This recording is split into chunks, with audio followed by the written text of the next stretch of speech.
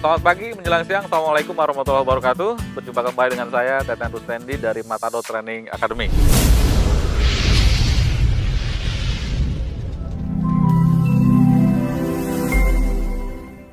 Sebuah lembaga yang terus berkomitmen tinggi untuk pengembangan sumber daya manusia, ya, dengan berbagai macam kegiatan-kegiatan training, ya, kegiatan-kegiatan pelatihan dan juga kegiatan seminar-seminar.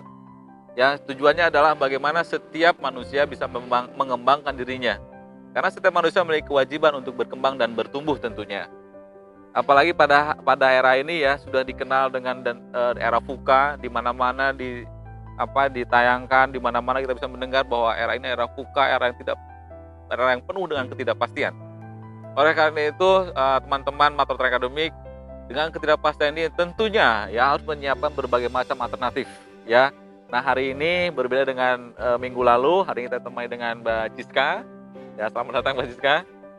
Kita ditemani dengan Mbak Jiska. Beliau ini adalah masih perawat ya di salah satu rumah sakit di swasta di Purwakarta.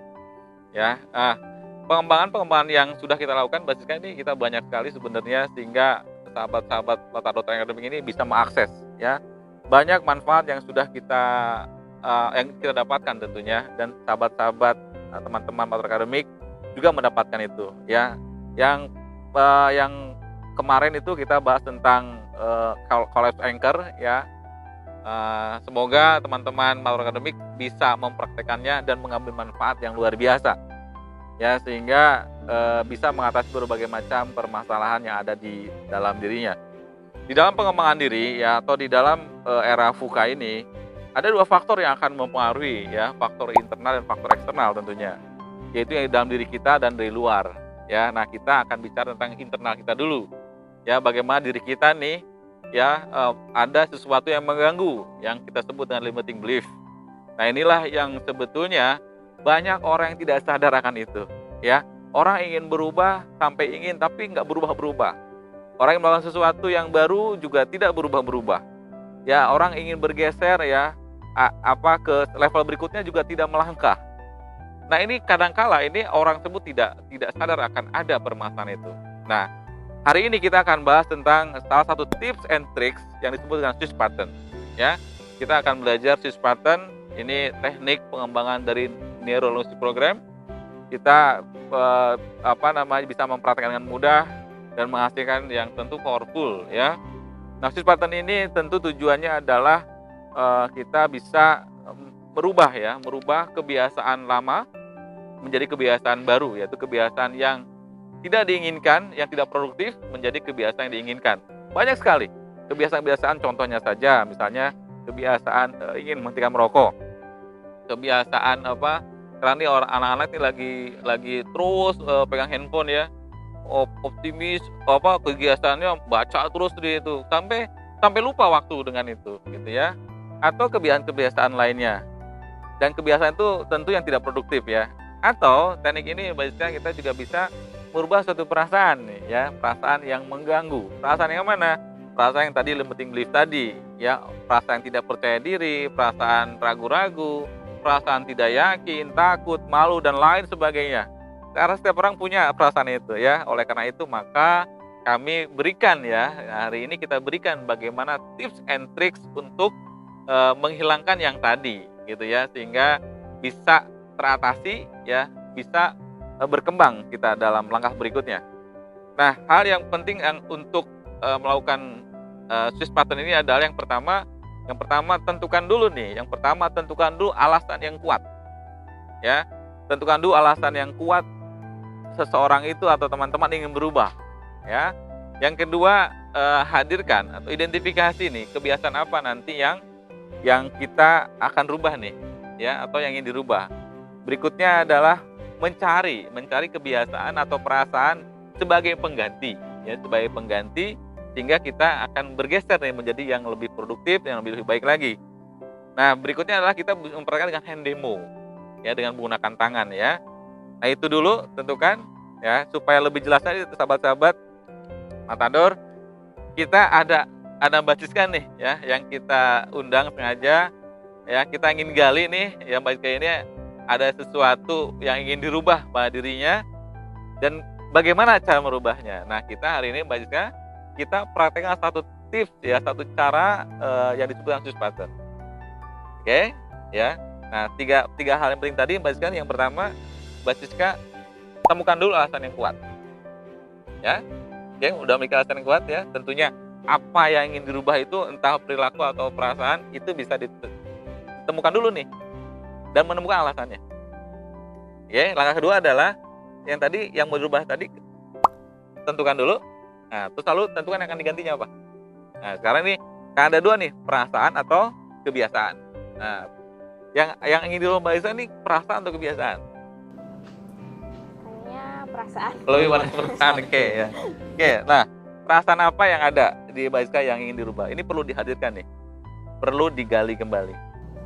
Perasaan kayak merasa seperti kadang terasingkan loh, terasingkan dalam keramaian ya. Gimana gitu? Jadi walau ramai gitu, tapi merasa itu tuh sendiri gitu. Kayak nggak bisa mana ya, nggak bisa berbaur atau kayak nggak terakui gitu.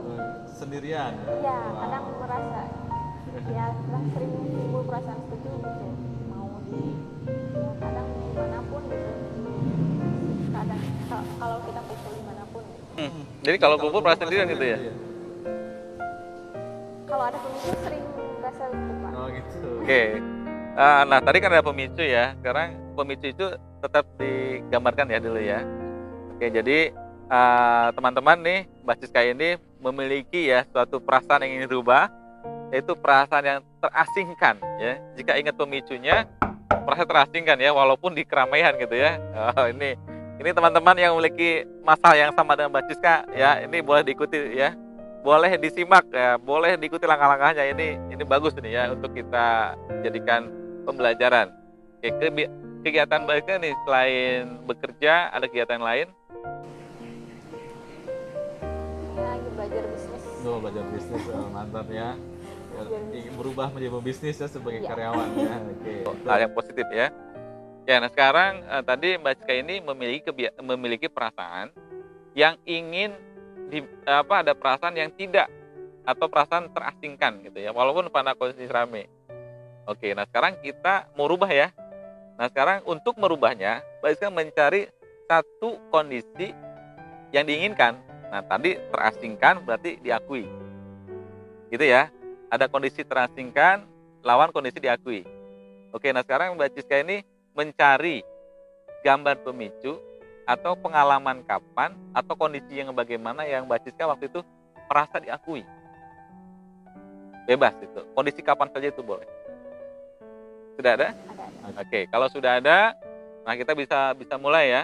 Nah, kita bisa mulai. Nah, langkahnya adalah hand demo. Nah, ini hand demo ini boleh tangannya begini atau tanpa menggunakan tangan. Cukup dibayangkan tangannya seperti ini.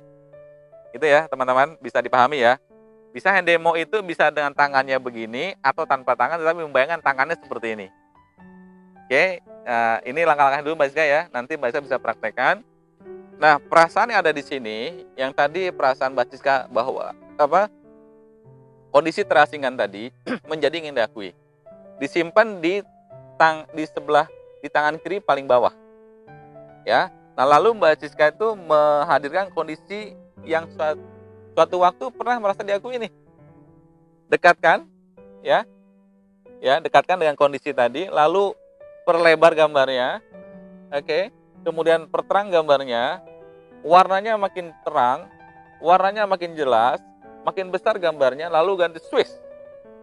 Nah gitu. Itu langkah-langkahnya. Oke, Mbak Jiska bisa praktekkan ya. Oke, saya pandu. Sekarang tangan Mbak Jiska, nah, tangan kiri oke. Letakkan di sebelah kiri bawah sini ya. Bayangkan itu adalah satu titik, di situ adalah di mana kondisi Mbak Jiska ini merasa terasingkan. Oke, sudah ada ya. Lalu hadirkan, nah, tangan kanannya deketin. Nah, kondisi yang tadi yang Mbak Jiska merasa diakui gitu ya. Kondisi itu perterang gambarnya ya, kemudian kondisinya diperjelas, perlebar gambarnya. Ya, makin lebar lagi. Oke, makin lebar lagi.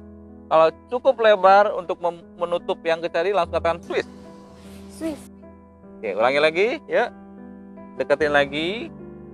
Perlebar gambarnya. Perterang gambarnya.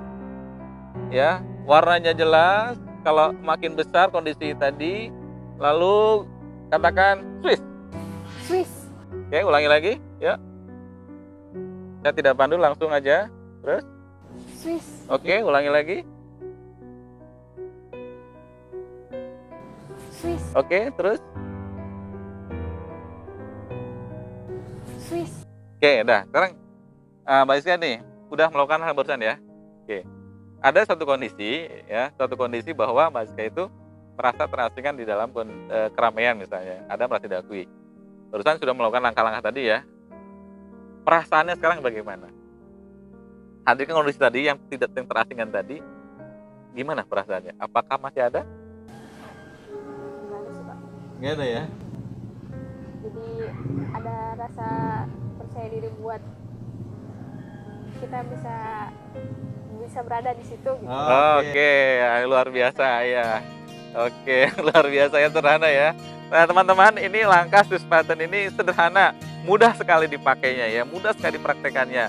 Ini langsung kita kita testimonikan nih, Mbak Siska mengalami kondisi yang terasingkan, lalu melakukan praktek Swiss pattern ya, dan hasilnya adalah saat kondisi kesendirian tadi, kondisi tadi bayangkan lagi sudah tidak terasa lagi ya. Wah, luar biasa ya, selamat Mbak Siska. Sudah bergeser kepada perasaan yang berbeda ya. Perasaan yang mana? Perasaan yang diinginkan. Ya. Nah, ini salah satu cara saja ya. Teman-teman Matroad Academic, ini sekali lagi ini salah satu cara dan salah satu kondisi. Kondisi yang lain juga bisa ya. Tadi kalau ngomong percaya diri, rasanya ya saya sering ketemu orang-orang yang kurang percaya diri nih kalau ditanya. Ya, tetapi mereka ingin ditanya percaya diri, ingin. Nah, bagaimana merubahnya? Nah, inilah yang jadi masalah. Keinginan tidak diteruskan dengan take action, rupanya ada sesuatu yang perlu diatasi. Ada langkah-langkah untuk cara mengatasinya. Inilah salah satu cara Swiss pattern ini bisa merubah suatu perasaan yang lama ya, perasaan yang tidak diinginkan menjadi perasaan yang diinginkan. Gitu ya. Ada kebiasaan lama yang tidak diinginkan menjadi kebiasaan yang diinginkan. Itu manfaatnya. Gitu ya. Sehingga teman-teman Matroad Academic bisa menerapkan itu, bisa mempraktekannya, tentu bisa mengambil manfaatnya. Oke, terima kasih Mbak Siska. Ya, sudah menjadi pribadi yang baru, teman-teman Matroad Academic juga bisa mempraktekannya. Saya yakin ini langkah yang mudah dan tentu sangat bermanfaat ya. Yang penting kita mau mempraktekannya, dan kuncinya adalah yang tadi kalau kita saksikan Mbak Siska nih, begitu menghayatinya, ketika kita minta menggambarkan kembali, merasakan kembali gitu ya. Nah, itu menghayati, itu yang terpenting kuncinya. Itu artinya menggunakan panca inderanya dengan sebaik-baiknya. Gitu ya. Jadi selamat untuk teman-teman yang sudah belajar ya, sudah bisa mempraktekkan. Buat siapapun bisa digunakan ya, entah buat diri sendiri atau buat saudara atau buat anaknya. Gitu ya. Nah, yang terpenting lagi adalah bagaimana teman-teman Matroad terus belajar dan belajar. Ya, tidak ada orang lebih pintar daripada orang belajar. Ya, sehingga kata kuncinya mau berubah tentu dengan langkah mau belajar.